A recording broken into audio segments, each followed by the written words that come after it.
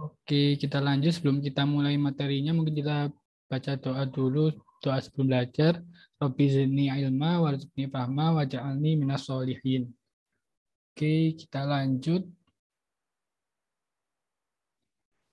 Materi hari ini cuma dua, tapi mungkin agak kompleks, yang hukum roh. Jadi hari ini ada idhar wajib sama hukum roh. Untuk idhar wajib mungkin nggak terlalu susah, untuk hukum roh ini yang lumayan susah. Langsung kita mulai aja. Oke, selalu setiap pertemuan belajar tajwid kita reminder teman-teman dan mungkin yang baru pertama kali ikut kita jelasin apa itu tajwid. Jadi kurang lebih tajwid itu ilmu yang pelajari bagaimana kita mengucapkan huruf hijaiyah. Kalau dalam huruf kiroa, dalam ilmu kiroa kita itu mengeluarkan huruf dari tempatnya dan memberikan sifat-sifat itu. Kalau tajwidnya secara bahasa itu dalam bahasa Arab itu jawada yujawid tajwidan, berarti indah artinya. Kita lanjut, terus mengapa kita harus belajar tajwid? Jadi alasannya itu kurang lebih ada empat. Ini mungkin masih banyak lagi alasan yang lain, tapi yang dari kita ada empat, yaitu memperbaiki bacaan Al-Quran. Otomatis kalau kita tahu hukum-hukum tajwid, bacaan Al-Quran kita bakal lebih baik. Terus menghindari terjadinya perubahan makna bacaan, karena kalau dalam bahasa Arab itu kalau kita salah mengucapkan dari panjang pendek, jenis huruf, bahkan apa makhraj hurufnya, terus harokatnya itu bisa berubah maknanya. Terus memudahkan untuk menghafal Al-Quran. Biasanya kan secara tahfidz kita harus ilmu tajwidnya udah lancar.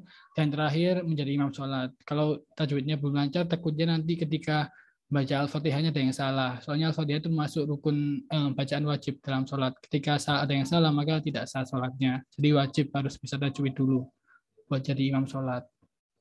Ini kita lanjut. Review pertemuan minggu lalu. Jadi untuk pertemuan minggu lalu ada lumayan banyak bahasan di minggu lalu. Yang pertama ada kolkola atau getaran kalau secara bahasa. Jadi kolkola itu hurufnya ada keftok bajindul ada 5 dan dia itu sukun kondisinya. Dari kolkola sendiri itu terbagi menjadi dua. Yang pertama suro. Jadi dia itu sukunnya udah asli gitu dari bahasa Arabnya itu dia udah sukun. Kalau kolkola suro bedanya mungkin kayak gitu. Kalau kolkola kubro dia itu dari bahasa Arabnya itu tidak sukun jadi berharokat, tapi dia itu ketika dibaca wakof jadi sukun. Nah, kenapa dipanggil kolkola? Karena kita membacanya itu memantul gitu.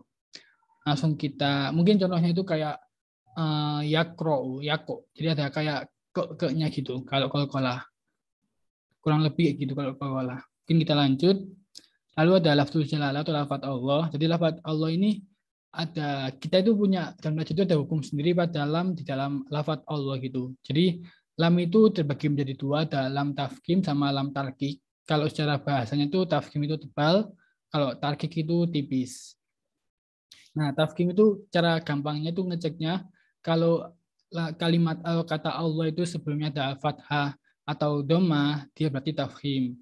Kalau dia sebelum Allah itu ada kasroh, berarti dia tarkik. Jadi contohnya wallahu. Nah, kenapa dia dianggap apa dihukum ketebal tafkhim? Karena ketika kita mengucap wallah itu kayak mulut kita itu penuh gitu. Kayak apa ya?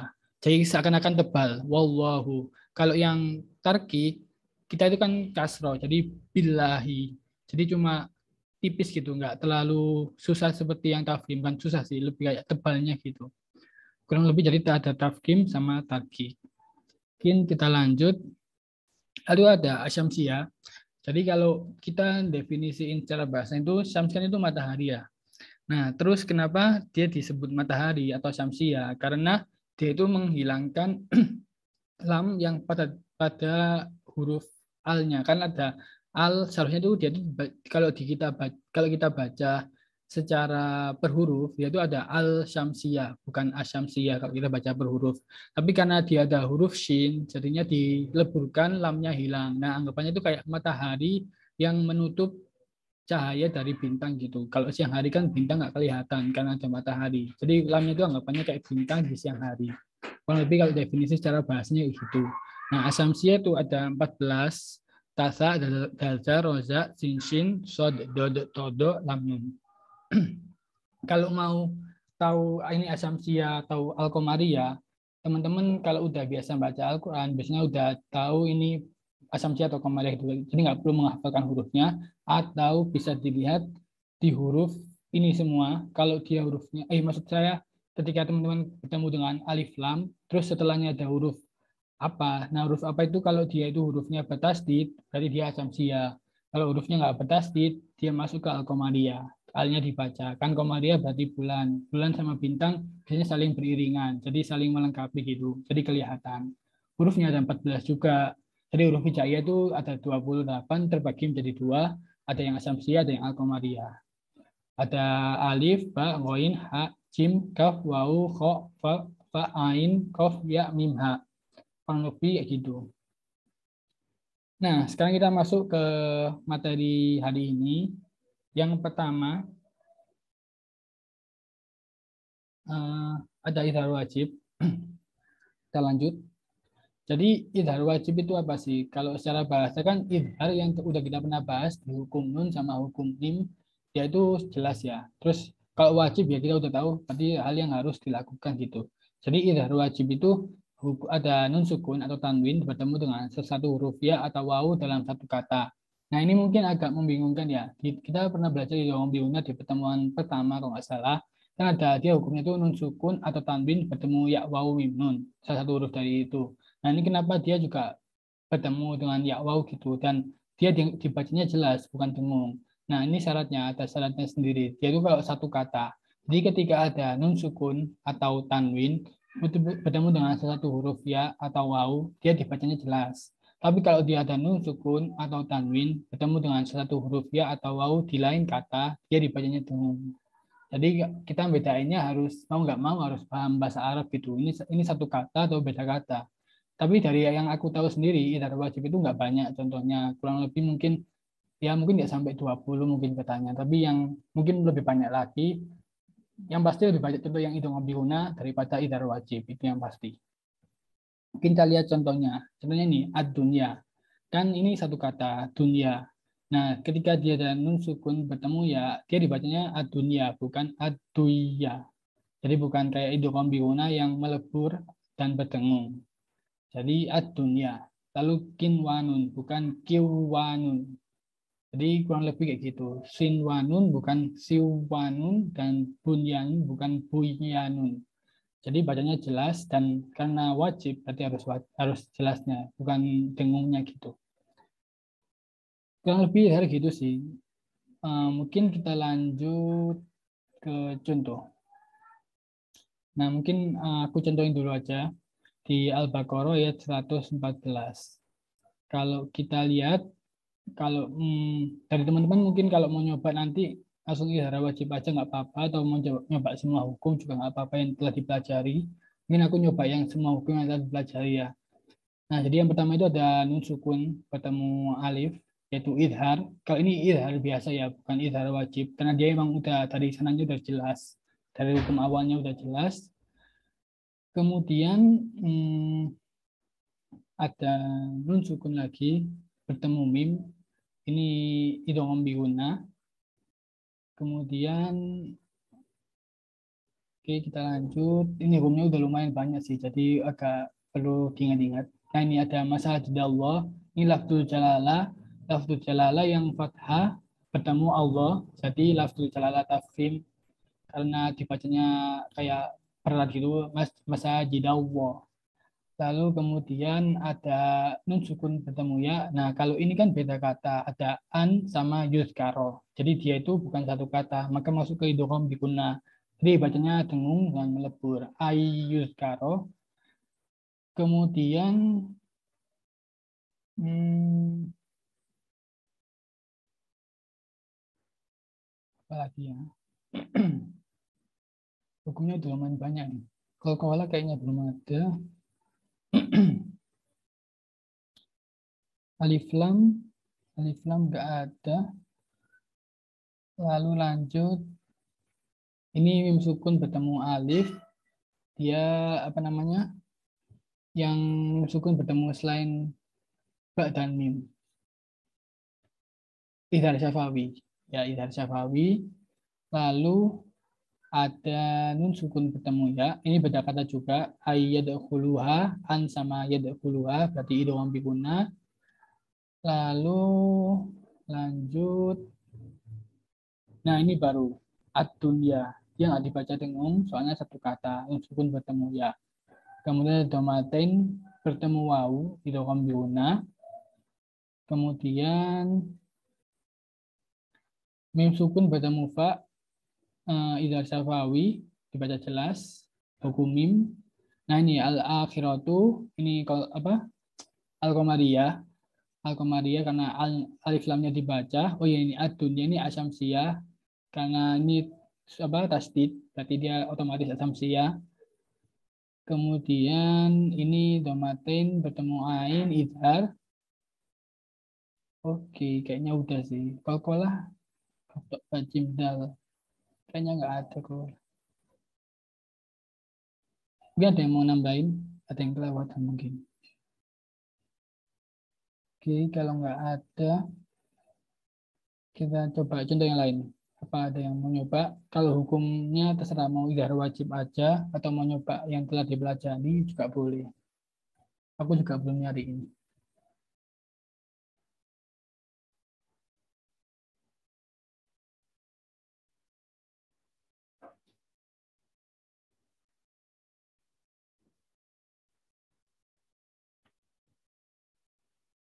Oke, kayaknya belum ada. Mungkin langsung aja. Nah ini ada al-ardi. Di alif lam al-qamariyah. Kemudian ada domaten bertemu mim, idgham miuna. Lalu hmm, lanjut domaten bertemu wawu, idgham miuna. Kemudian ada nun bertasdid, dia guna. Kemudian domaten bertemu mim, idgham miuna. Nun sukun bertemu alif, idhar. Terus kasroten bertemu wawu, idgham miuna. Domaten bertemu wawu, idgham miuna. Banyak idgham miunanya. Domaten bertemu sin, wanafilun ikhfa, dibaca dengung. Terus nun sukun bertemu wawu, nah ini sin wanun. Dia ini apa namanya? Satu kata, berarti dibacanya jelas, idhar wajib, dia ini idhar wajib. Terus hmm, ini nun sukun bertemu wawu juga idhar wajib dalam satu kata, sin wanin, tidak dibaca dengung. Terus kasroten bertemu ya, sin apa? Dibaca karena ini banyak kata. Jadi dibaca idgham biguna, dibaca dengung sinwani yusko. Terus kokola belum ada ya. Takut kelewatan. Koftok bajin dalam. Gak ada kan. Lima in. Kasroten bertemu wawu. Idgham biguna. Terus kalau ini dibaca lanjut, ini tandanya bisa lanjut atau berhenti. Kalau dibaca lanjut ada kasroten bertemu wawu. Idgham biguna. Terus oh ini kalau misalnya dibaca berhenti dia jadi qalqalah kubra wahid. Jadi ada dua hukum tergantung kondisinya apa. Kalau berhenti qalqalah kubra, kalau lanjut idgham biguna. Terus kasroten bertemu fa ikhfa alif lam al-qamariyah karena alif lamnya dibaca. Terus nun sukun nun bertasdid guna. Lalu kasroten bertemu lam idgham bila guna ayatil liqaumi yaqilun. Kasroten bertemu ya idgham biguna. Kayaknya udah deh, nggak ada lagi. Oke, lanjut. Ada yang mau nyoba? Ini lumayan nggak terlalu panjang.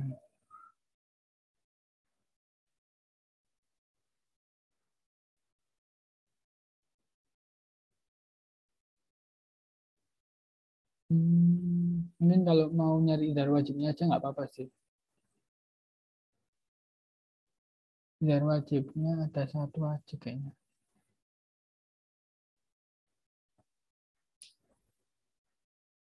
Oke, kalau nggak ada mungkin lanjut aja aku ini aja jelasin. Berarti kalau yang ini An-Nahl ayat 26 ada kode, ini udah jelas kolkola suro, karena dalnya udah sukun dari bahasa Arabnya, bukan sukun karena wakof. Lalu ada allazina, ini aku masih belum tahu sih, allazina itu masuk al-syamsiyah ya, asamsiyah atau bukan. Soalnya ini kan nggak tasdid, lamnya double. Tapi ini emang dari bentuknya ini bukan udah allazina gitu, kan suatu yang terpisah. Sedangkan yang lain itu kalau yang ada al kayak gini tuh, dia bentuk aslinya bukan ada alif lamnya. Bentuk aslinya ya qawaidi aja. Sedangkan ini bentuk aslinya ya udah allazina. Nah, aku masih bingung di situ. Dia termasuk asamsi atau bukan. Mungkin kalau ada yang tahu bisa dijelaskan nggak apa-apa. Terus ada nun sukun bertemu qaf. Ini ikhfa min qablihim. Terus baknya sukun termasuk huruf qalqalah berarti qalqalah subro. Lalu ada mim sukun bertemu fa, izhar syafawi dibaca jelas. Lalu ada lafzul jalalah, lafaz Allah bertemu fathah berarti lafzul jalalah tafkhim. Terus nun sukun bertemu ya. Eh, ini karena satu kata. Jadi bunyanahum dia udah emang satu kata. Berarti dia masuk ke idhar wajib, dibaca jelas dan baca idgham biguna. Terus mim sukun bertemu mim idgham misli. Lalu ada alif lam yang dibaca berarti al-qamariyah, alif lam bertemu qaf. Lalu ada alif lam yang bertemu tasdid berarti sinyal huruf asamsiyah, berarti dia hukumnya asamsiyah as-sakfu. Lalu nun sukun bertemu fa, ikhfa. Kemudian nun sukun bertemu wau, idhar syafawi, mim fauqihim wa ata dibaca jelas, masuk hukum mim. Alif lam bertemu ain, dibaca alif lam dibaca berarti al-qamariyah. Nun sukun bertemu ha, dibaca jelas berarti idhar. Kemudian sudah kayaknya. Kalau aku baca lengkapnya, Bismillahirrahmanirrahim. Qad makarul ladzina min qablihim fa'atallahu bunyanahum minal qawa'idi faqarra 'alaihimus saqfu min fawqihim wa atahumul 'adzabu min haitsu la yash'urun. Kurang lebih kayak gitu untuk izhar wajib. Mungkin ada yang mau ditanyain dari teman-teman sebelum kita masuk ke hukum ro. Hukum ro ini lumayan susah, lumayan banyak bahasanya.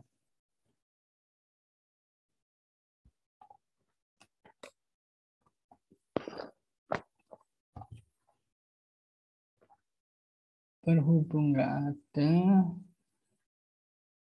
kita lanjut. Jadi hukum ro ini intinya tuh huruf ro itu dalam bahasa Arab dia punya hukum sendiri dalam tajwid. Nah ternyata dari hasil aku nyari-nyari informasi di internet, dulu itu aku belajarnya itu cuma ada dua, tafkhim sama tarkik. Ternyata dari aku yang baca-baca di internet ada yang juga masih apa ya kayak belum pasti. Ro ini termasuk tafkhim atau tarkik. Jadi bisa kita membaca tafkhim boleh, baca tarkik boleh. Jadi kalau kita nganggap itu sebuah bagian dari hukum roh, maka hukumnya ada tiga. Tapi kalau intinya itu ada tafkhim sama tarkik. Jadi hampir semua uh, hukum-hukum tajwid itu mesti terbaginya ada tafkhim sama tarkik. Kecuali kalau ya kalau ada kalau kubro sama suro.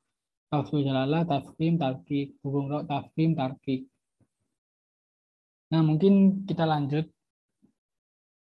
Nah hukum roh tafkhim ini ada 6.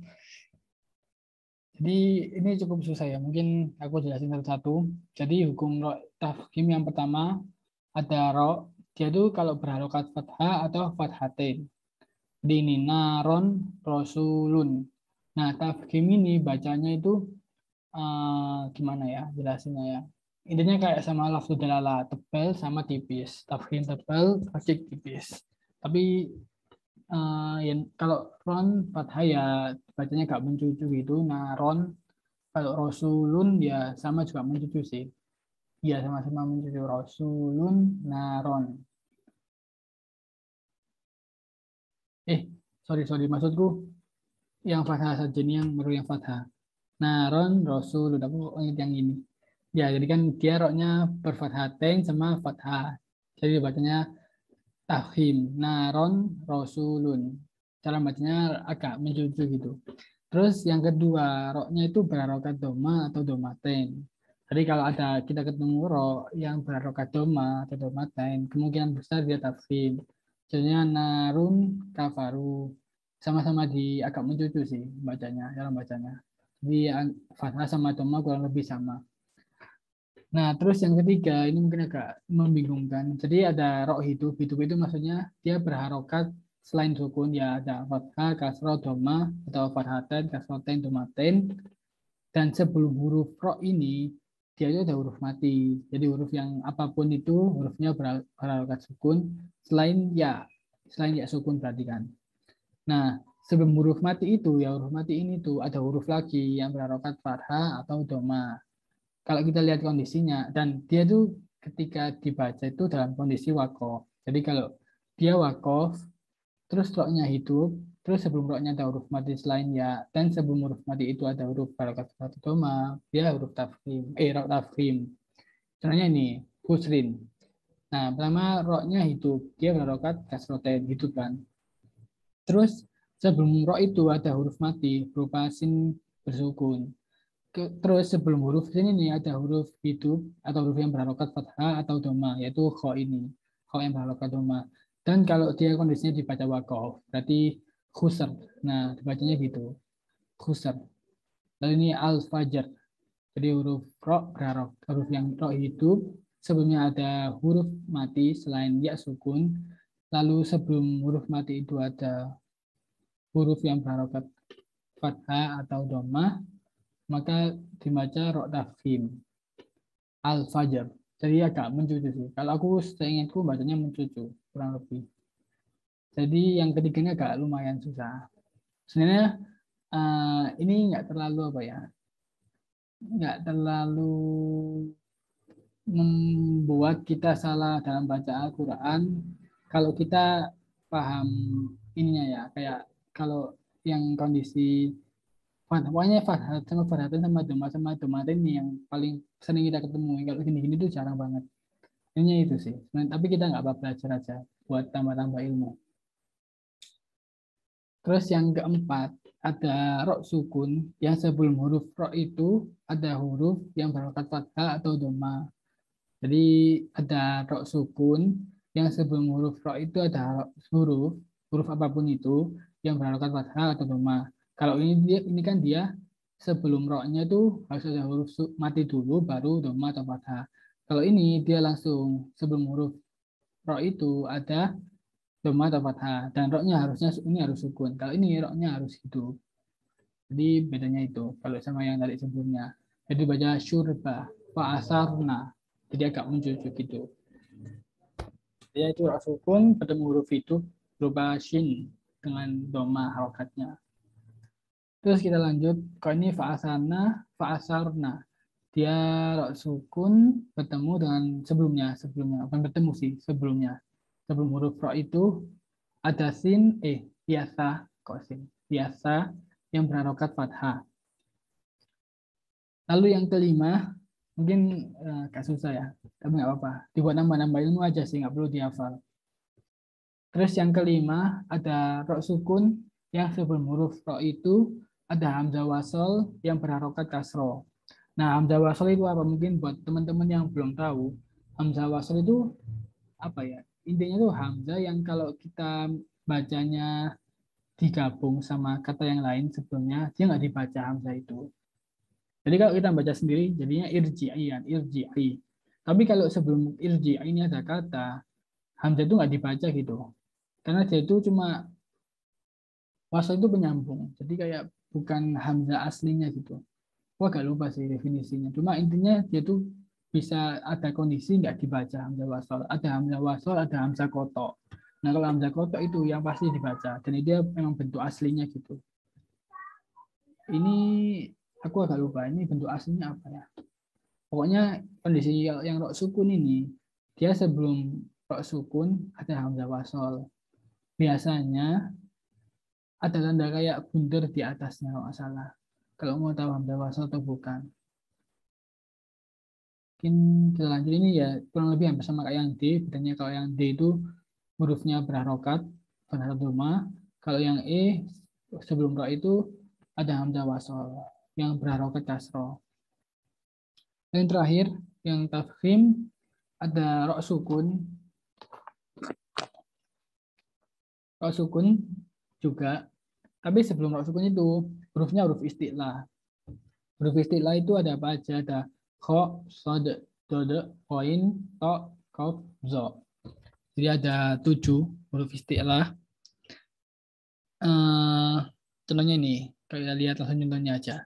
Ada ro sukun ketemu kof. Kof kan huruf istilah dan kofnya itu berharokat kasroh.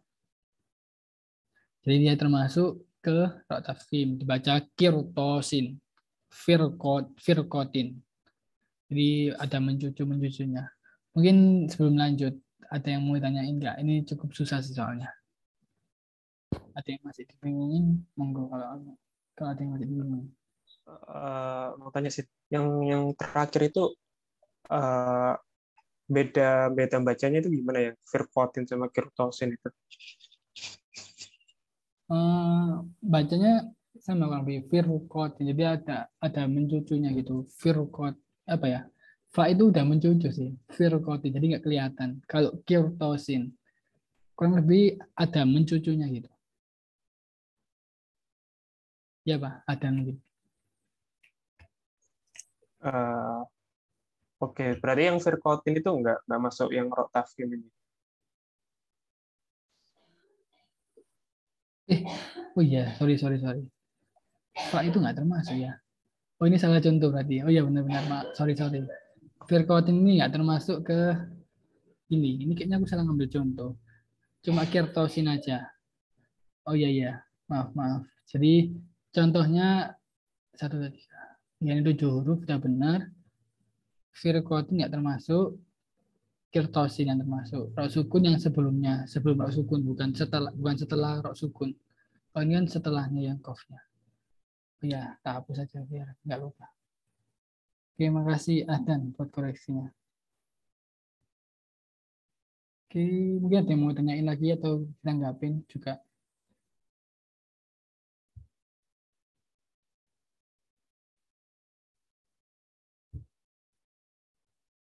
Oke, kalau belum ada, kita lanjut ke yang tarkik sekarang. Yang tarkik nggak sebanyak yang tafkhim, tapi jenis-jenisnya lumayan hampir sama, hampir mirip. Kalau yang tafkhim tadi dia fathah, fathaten, doma, domaten. Kalau ini ro yang berharokat kasro atau kasroten, tarkik. Jadi rihlah sama al-qari'ah. Dibacanya apa ya, nggak mencucu gitu. Jadi kayak rihlah, meringis. Kalau aku, iya meringis, rihlah bacanya. Terus yang kedua, mungkin ini sederhana ya yang pertama, nggak terlalu susah. Pokoknya ada ro yang kasro atau ro yang kasroten, dia apa tarkik. Tapi dilihat juga di sini ada yang kasro nggak roknya. Oh ini dicek dulu kayak ini. Dia tuh ada kondisi juga kasro, tapi nggak termasuk ke tarkik, masuk ke tafkhim. Tapi ini wakof ya, jadi kita tahu lah. Ini kalau nggak wakof berarti tarkik, kalau wakof tafkhim. Dan harus memenuhi syarat yang sebelumnya ada huruf ini sama huruf ini. Itu. Kalau yang lainnya nggak ada yang kasro, contohnya. Ini fathah, dhamma, ini sukun. Oh ya, jadi cuma yang ini aja. Terus kita lanjut. Rok yang kedua, hukum rok tarkik yang kedua, rok yang berharokat sukun, yang sebelum rok itu ada huruf berharokat kasro. Jadi ada rok sukun, dengan sebelumnya ada huruf apapun itu terserah, harokatnya pokoknya kasro, dia tarkik. Jadi bacanya fir'auna, bukan mencucu. Mungkin lanjut, ini nggak terlalu susah juga. Pokoknya ada rok sukun, sebelumnya huruf apapun itu kasro, tarkik. Kalau yang di tafkhim itu tadi rok sukun, fathat, doma. Jadi apa kayak ekivalensinya itu sama ini. Yang rok sukun huruf yang berharokat fathah atau dhamma. Kalau ini ro sukun sebelumnya itu kasroh. Terus lanjut yang ketiga ada ro hidup yaitu yang berharokat selain sukun, yang sebelumnya ada ya sukun dan dibacanya kondisi wakof. Jadi ini hampir sama kayak yang tafkhim. Kan tafkhim ini kan pengecualiannya ya sukun ya. Nah, pengecualian ini masuk ke dalam tarkik soalnya. Jadi ada roh hidup apapun itu harokatnya. Ini kondisinya ada fathah. Kemudian sebelum roh itu ada ya, ayatnya ya sukun dan dia dibacanya wakof. Yang entah apapun itu baca wakof karena ayat atau kita wakof karena berhenti buat ngambil nafas, dia masuk ke tarkik. Jadi kalau kita baca goir, terus yasiro, kalau ini tuh kayaknya kita mau nggak mau harus dibaca agak mencucu ya. Soalnya dia ada fathaten, jadinya kan yang hilang cuma T-nya aja. Jadi ya si ro, iya bacanya masih mencucu walaupun masuk ke hukum tarkik.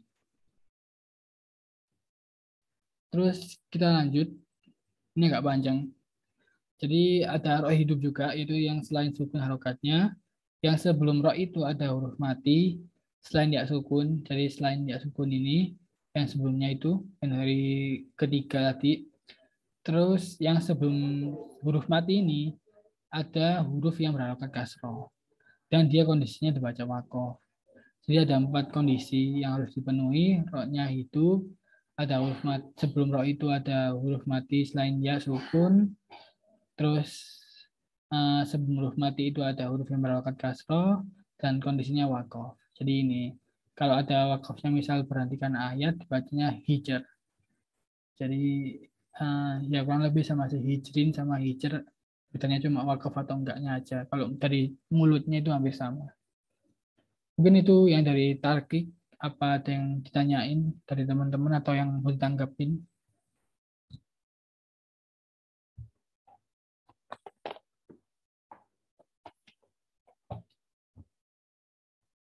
Oke, karena belum ada, kita lanjut yang terakhir, yaitu zawajul wajhain. Jadi wajhain itu artinya dua wajah. Jadi kayak kita bisa ke tafkhim boleh, ke tarkik boleh. Ada dua. Ini yang aku cari-cari, aku baca-baca ya. Sebenarnya mungkin ada lebih dari ini, tapi aku belum nemu gitu. Yang aku nemu cuma dua ini aja. Mungkin dari teman-teman kalau ada yang lebih tahu bisa ditambahi. Yang pertama itu ada rok sukun, yang sebelumnya itu ada huruf berharokat kasroh, dan setelah rok sukun itu ada huruf isti'la yang berharokat kasroh. Jadi dia itu kondisinya harus ngecek sebelum dan sudah. Jadi if else-nya mungkin kalau kita lihat if-nya itu before sama after. Nah kalau before-nya itu ada huruf berharokat kasroh, lalu after-nya ada huruf isti'la berharokat kasroh, maka dia di-assign ke Jawazul Wajhain. Kalau codingnya gitu. Nah, terus uh, kalau misalnya dia nggak terpenuhi misalnya apa setelahnya bukan huruf istilah yang 7 ini, berarti masuk kemana? Coba dicek. Rok sukun, nah masuk ke ini berarti, masuk ke tarki. Ini rok sukun, yang berharokat sukun yang sebenarnya huruf berharokat kasro. Masuk ke tarki berarti. Sedangkan ini kan kebetulan istilahnya huruf istilah biar bisa tarkim, bisa tarki. Jadi kalau mungkin dibacanya bisa firkin atau firkin. Oh iya, sebenarnya firkin itu di sini harusnya, bukan di depan tadi. Oke, kita lanjut. Yang kedua, ada roh hidup yang akan dibaca wakaf. Maksudnya apa? Kalau dibaca wakaf itu. Dan sebelumnya itu ada huruf istilah berharokat sukun. Dan sebelum huruf istilah itu ada huruf lagi yang berharokat kasroh. Jadi ini before-nya 2 kali ngeceknya. Kalau ada roh hidup, ada huruf istilah sukun, ada huruf apapun itu kasroh, itu masuk ke Jawazul Wajhain. Boleh dan baca. Oh ini contohnya hampir sama tadi ya. Ya hampir sama kayak ini makanya dia termasuk ke bisa tarkik sama tafkhim. Soalnya oh enggak sih berarti sih ini yaknya bukan huruf istilah, beda-beda beda. Oke mulai bingung. Ini ya sukun bukan huruf istilah. Maaf maaf. Kalau ini toknya huruf istilah. Jadi bisa ya hampir sama sih sebenarnya kalau wakaf ya kitro. Nggak tahu apa bedanya cara membaca meringisnya gimana. Masa kitro maksa meringis kurang enak gitu. Tahu ya bacanya ya kitro gitu dibaca panjang kalau wakof. Kurang lebih itu hukum roh. Ada tiga ini. Yang pertama tafkhim ada 6, tafkhim ada 4, jawa-jawa jalan ada 2, dan mungkin ada lagi tapi aku kurang tahu. Mungkin dari teman-teman ada yang mau tanyain kah? Atau ditanggapin juga boleh.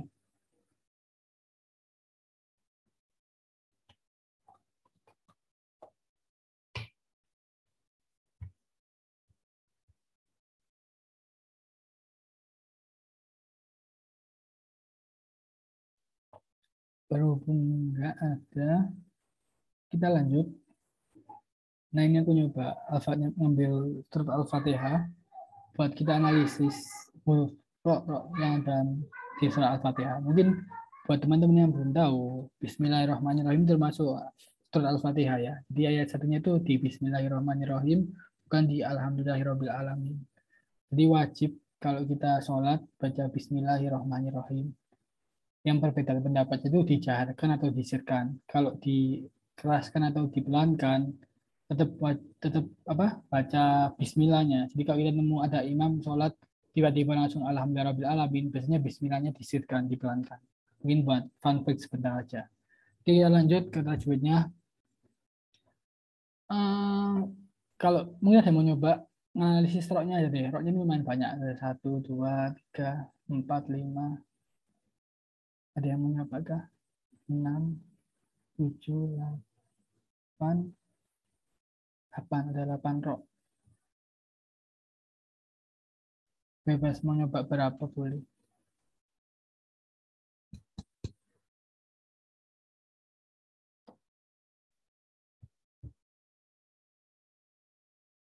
Gimana? Ada yang mau nyoba?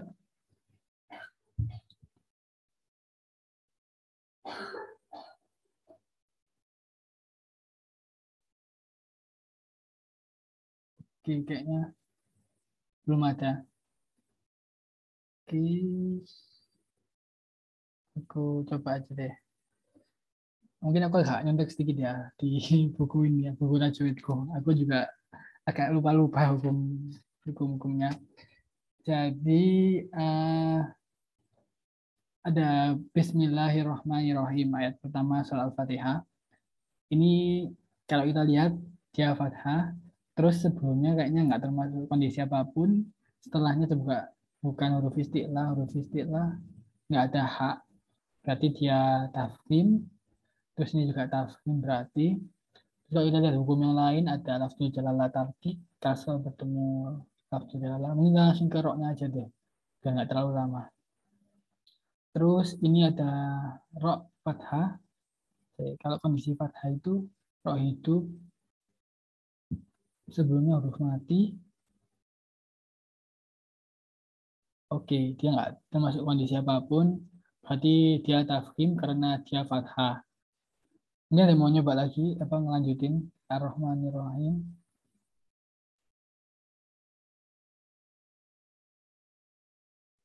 Oke, kalau Ar-Rahman ya sama kayak ini sih, fathah, fathah, sebelumnya nggak ada kondisi. Iya, nggak ada kondisi apa kondisi yang memenuhi kondisi yang apa kondisi yang lain, contoh syarat yang lain maksudku. Berarti dia tafkhim sama tafkhim. Ar-Rahmanir-Rahim dibaca kayak mencucu gitu. Terus di rok lagi. Maliki Yaumiddin nggak ada roknya. Ya kan Abu Dua yang Nasnain nggak ada roknya. Ihdinas Sani. Sirotol. Sirotol. Kalau aku bacanya sih ini mencucu ya. Harusnya tafsir kayaknya. Kalau hidup huruf mati bukan. Sirotol. Hurufnya kasro. Sebelum huruf roknya kasro. Nggak ada sih. Jadi ya dia tafsir. Kayaknya tafsir semua ini. Tarkinya nggak ada. Terus ini tafsir lagi. Terus, oh ini tarki ini. Tapi kita lihat dulu, ada ya sukun. Terus sebelum ya sukun ada fathah. Huruf fathah, hidup fathah. Masuk ke ya sukun. Wakof. Oh, nggak termasuk tarkik. Nggak wakof soalnya. Koironya, koiril maksudnya nggak wakof. Berarti,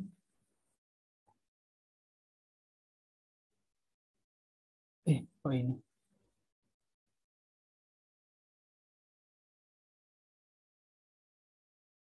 Oh, tapi nggak masuk ke tafkhim juga. Berarti masuk yang ini, yang kondisi standarnya, harokat kasroh. Soalnya di tafkhim, dia roh hidupnya itu wakof juga. Dan ini nggak wakof. Tapi kalau coba-coba nggak termasuk juga. Berarti ya, dia tarkik, tapi alasannya karena dia kasroh. Bukan karena sebelumnya ya sukun bla bla bla gitu, bukan. Terus, udah. Ya, itu aja. Kurang lebih kayak gitu sih, kalau hukum roh. Jadi setiap roh pasti ada hukumnya. Agak susah ini. Mungkin hmm, kita lanjut aja. Udah jam berapa ini? Kurang 8 menit lagi. Ini latihan, mungkin ada yang mau nyoba, bebas mau nyebut hukum yang apa aja. Mau yang hari ini doang, sama yang kemarin-kemarin juga boleh. Nggak lengkap, semua nggak apa-apa. Namanya belajar.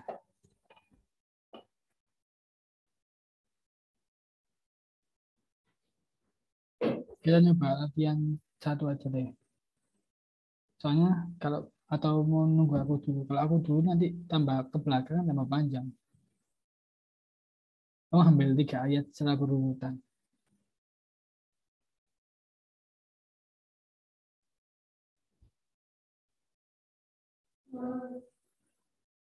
Nggak ada kah?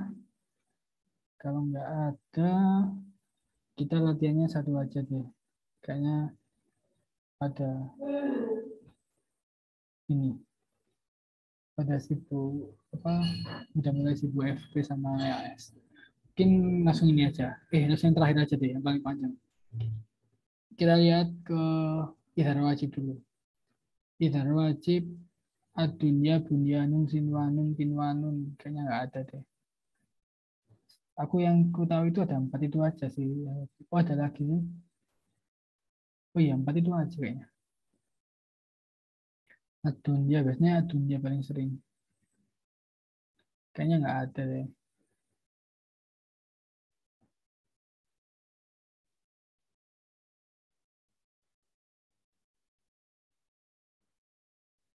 Oke, lanjut aja ke hukum ro. Hukum ro, hukum ro. Ro. Robbana. Ini pasti tafkhim karena fathah. Sebelumnya nggak termasuk, soalnya tandanya wakaf ini harus berhenti, jadi nggak kesambung gitu. Nanti ini kita belajar di Warib, insya Allah kalau nututi pertemuannya. Kalau nggak nututi mungkin kita tambah dari KMI atau jumlah pertemuannya. Terus gimana lagi? Robbana lagi ya sama tafkhim. Ini fathatain, jadi kita cek.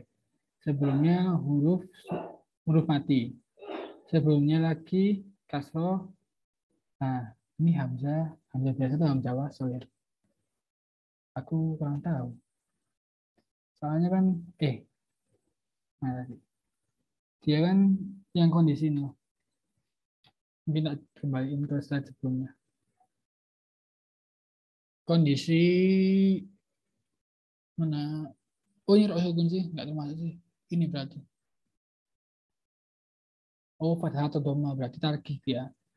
Ini dia masuk keempat ini. Roh hidup. Oh, tapi dibaca wakaf. Nggak dibaca wakaf berarti. Tadi mana?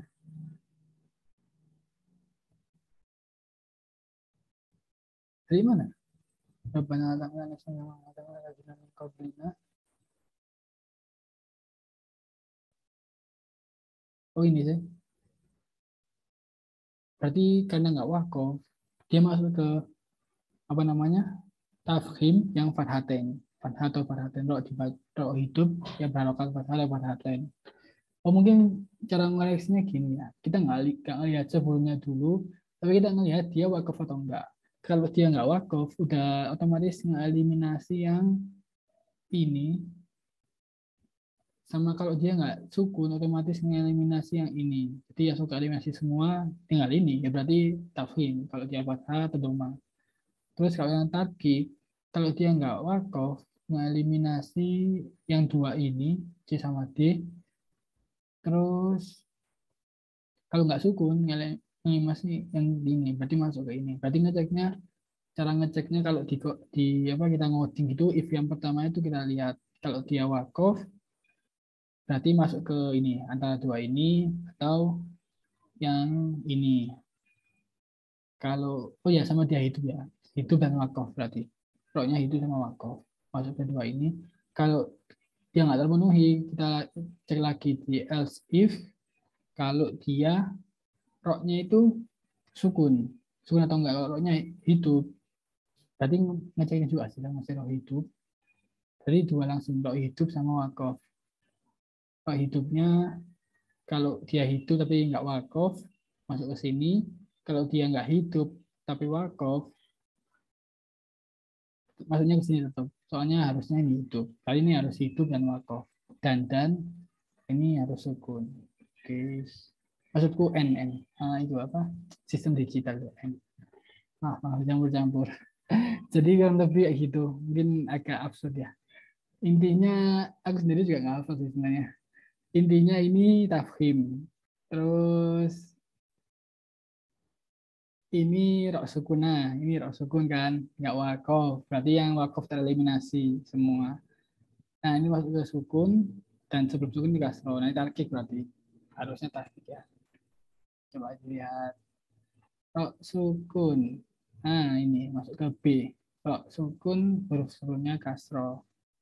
Tarkik. Lanjut.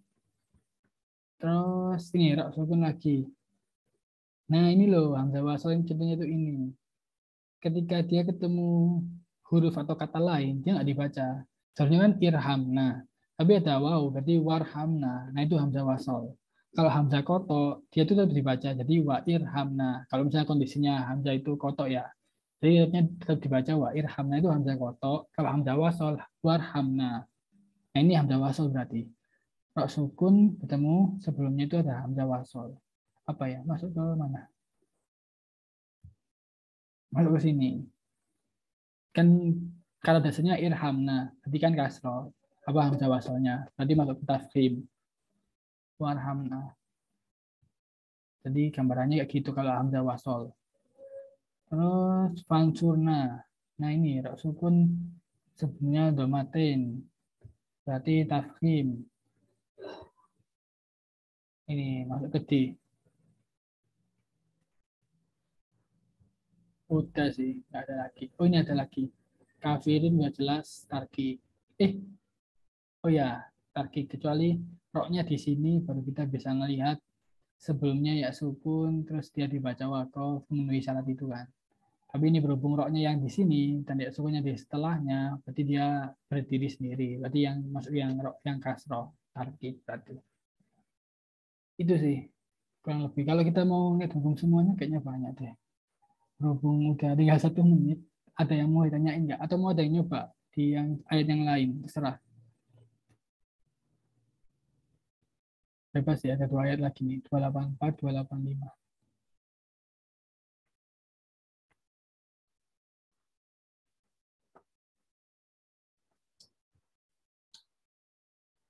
Karena nggak ada kayaknya ya. Ini aku baca lengkap dulu ya, ayat yang ini. Soalnya belum aku baca. Bismillahirrahmanirrahim. La yukallifullahu nafsan illa wus'aha. Laha ma kasabat wa 'alaiha ma kasabat. Rabbana la tu'akhidna in nasina aw akhtana. Rabbana wa la tahmil 'alaina isran kama hamaltahu 'alal ladzina min qablina. Rabbana wa la tuhammilna ma la taqata lana bih wa'fu anna waghfir lana warhamna anta maulana fansurna 'alal qaumil kafirin. Sadaqallahul alim. Ya kurang lebih ayat itu ayat terakhir Al-Baqarah. Mungkin kalau teman-teman tahu arti ini aku biasanya kalau baca sendiri, aku ulang 3 kali ayat yang bagian wa'fu anna wa filana warhamna ini nggak termasuk bebas ya, ini cuma pendapat pribadi aja kayak ngerasa ini kayak kita minta kalau diartikan itu kita minta ampunan, maafkan kami, lalu kita minta ya ini maafkan, kalau ini minta ampun, kalau ini minta dirahmati sama Allah. Jadi aku biasanya ulang 3 kali ayat ini. Bagian yang ini wa'fu anna wa filana warhamna. Mungkin kurang lebih kayak gitu untuk pertemuan hari ini. Ada yang mau ditanyakan atau ditanggapi sebelum kita tutup? Ya sih, hukum pro itu jujur aku nggak hafal, agak bingung juga. Boleh minta anu juga slide-nya itu. Oh ya, oke. Slide lagi.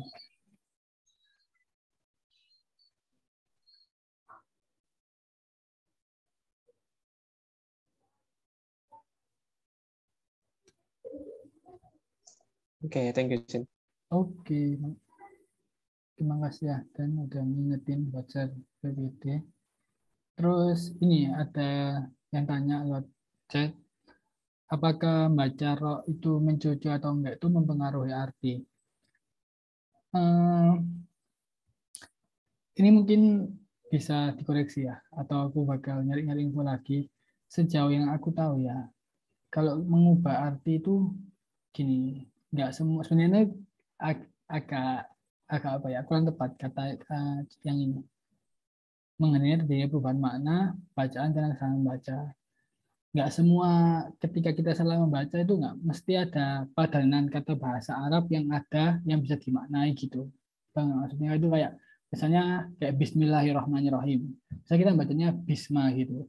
Nah itu Bisma itu nggak ada di bahasa Arab itu. Emang kata itu nggak ada. Tapi dalam susunan kalimatnya itu ketika kita baca Bismillah gitu misal, ini nggak perlu ditiru ya. Nah itu kita apa? Kita itu merubah susunan SPOK-nya bahasa Arab. Itu intinya. Jadi bahasa Arab juga ada SPOK. Mungkin teman-teman kalau nanti belajar nahwu sorof bakal tahu. Jadi ada subjek, predikat, objek. Itu kurang lebih bahasa Arab itu kayak gitu juga ada. Nah, ketika kita ganti harokatnya, itu otomatis yang pertama itu merubahnya yang itu. Yang kedua, bisa juga ngubah artinya. Contohnya apa ya? Kalau kita ngubah harokat jadi ngubah arti. Ada kok, kata yang hampir mirip-mirip cuma beda harokat. Tapi aku lupa contohnya. Ini ada juga kalau kita ngubah harokat bisa ngubah arti, ngubah harokat bisa ngubah susunan kata dalam segi SPOK. Nah, kalau hukum roh ini, apakah ketika kita salah membaca, maksudnya kita mencucu atau enggak itu merubah makna atau enggak? Sepemahamanku itu kayaknya enggak ada, enggak sampai segitunya. Soalnya itu lebih ke kayak apa ya, kefasihan kita membaca Al-Quran. Kayak ketika kita tahu itu tafhim ya kita agak mencucu bacanya. Kalau tarkik ya kita agak meringis gitu. Jadi lebih ke mungkin nanti lebih masuk ke kiroat gitu. Gimana kita baca Al-Quran dengan suara yang merdu dan dengan lantunannya gitu. Nah mungkin masuk ke sana nanti. Tapi kalau dari sisi arti kayaknya enggak deh, enggak sampai segitunya. Soalnya roknya kan tetap kondisinya tetap ya itu, harokatnya ya tetap itu, nggak ada yang berubah. Cuma bedanya kita mencuci atau enggaknya. Yang berubahnya itu hanya aja kan. Jadi dalam sisi makna nggak berubah, dalam sisi SPO kan nggak berubah. Mungkin kayaknya itu deh. Kalau mungkin aku bakal nyari-nyari juga buat temuan selanjutnya. Kalau misalnya aku nemu ada referensi baru, aku kasih tahu. Kurang lebih kayak gitu. Mungkin ada yang mau tanyain lagi. Kalau nggak ada, bisa ngisi feedback teman-teman. Itu udah di-share sama Adit. Bisa diminta tolong diisi dulu.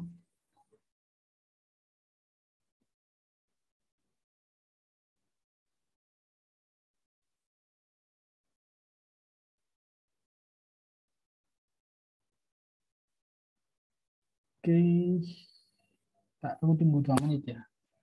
Sampai 9.07.